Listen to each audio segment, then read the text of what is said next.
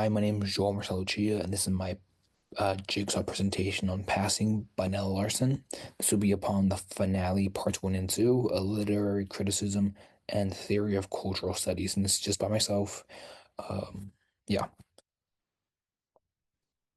So we need some context before we dive into chat parts one and two. Um, so in the previous chapter, at the very end, there's in the previous part, Irene's interaction with Claire sets the mood and is important in understanding the upcoming presentation. Within the last part of the previous chapter, Claire wishes to find more comfort in Harlem's black community, finding a deeper connection and community in Harlem. Claire admits her true nature and how her own choices has affected her life. Claire openly admits that she has a selfish nature, something that drives her to always get what she wants, and this in turn may even cause her to give her own morals to get what she desires. So, in part one, following the previous chapter, Irene feels disconnected from her husband. Brian has his fits and periods in which he's in a mood that deeply affects her and her children. Irene loses her composure when it comes to Claire in front of him. For a brief moment, figly constructed facade that she presents to the world, and the one that's calm and smart breaks for just a moment as she loses control. We better see this it only happens towards Claire or any mention of Claire. We better see this secret animosity Irene holds, keeping tabs on Claire throughout the party and how she can help manipulate the people around her. Seeing how Claire is gaining reputation within the Harlem community, Irene invited her into. This is just a short clip from the movie. I'm trying to find out the history of the blonde you've brought along. She's a girl from Chicago I used to know. Princess from Chicago. Things aren't always what they seem. I'll be damned. So we can see it just from that short clip, as in it is like the book. Um,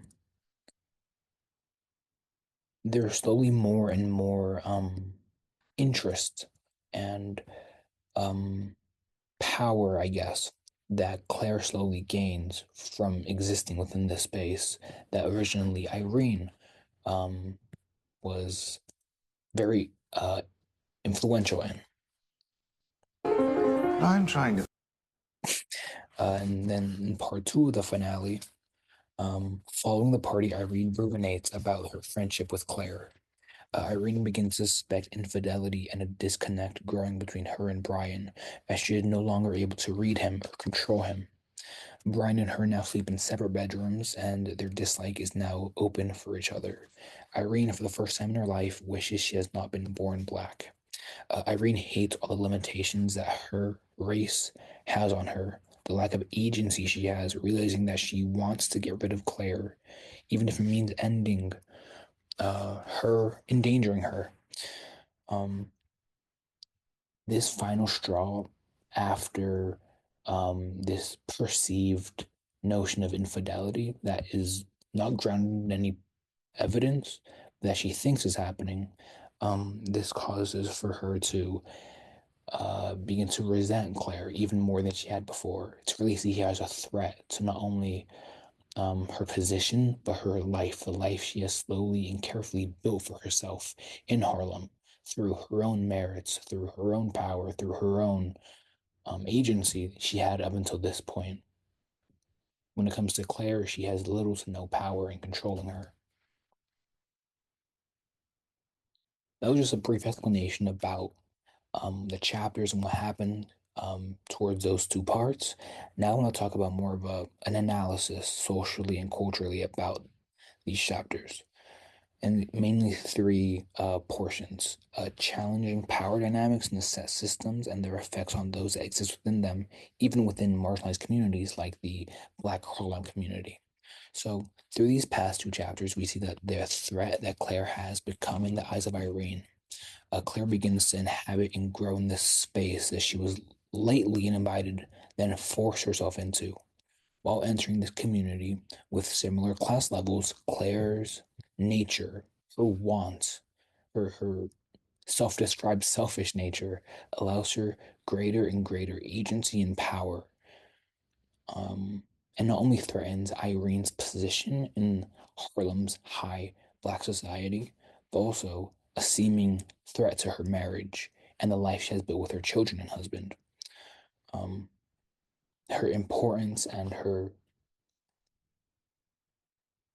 interests grows in the community. Second, the regrets of choosing to pass. Claire regrets passing for all that she misses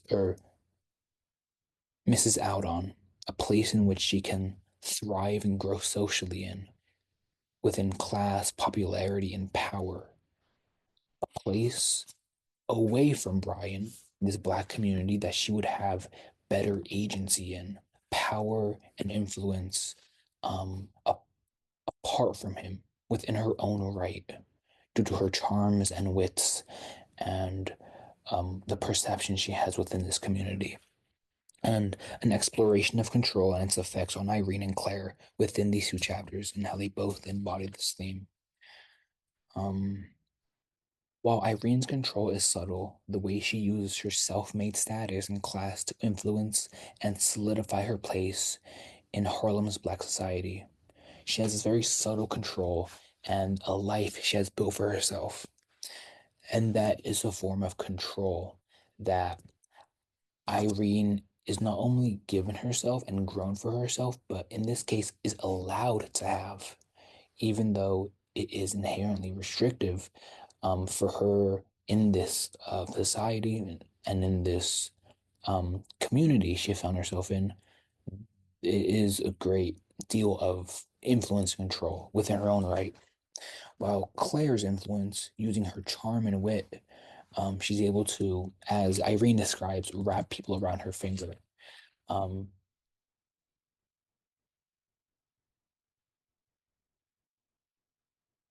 while Irene's power and influence, that she has grown for herself, um, continues with Claire there, Irene's influence in the black community shrinks, while Claire's only grows.